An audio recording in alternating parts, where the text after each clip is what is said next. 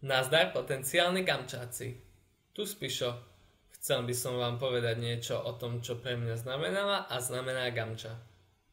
Vyskočí milé okienko, ktoré vám ukáže, kde som všade bol.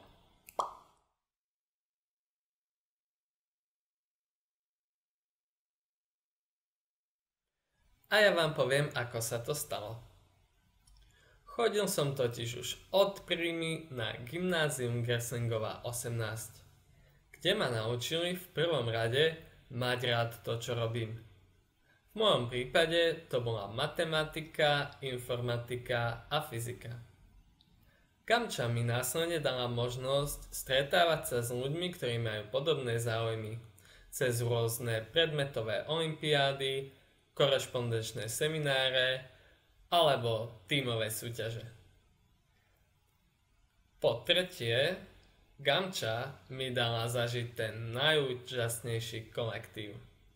Počas gamčarských olympiád, výletov, lyžiarskych alebo len školských hodín a prestávok. Neskôr mi toto všetko umožnilo úspešne zvládnuť vysokoškolské štúdium na Oxforde a v Paríži.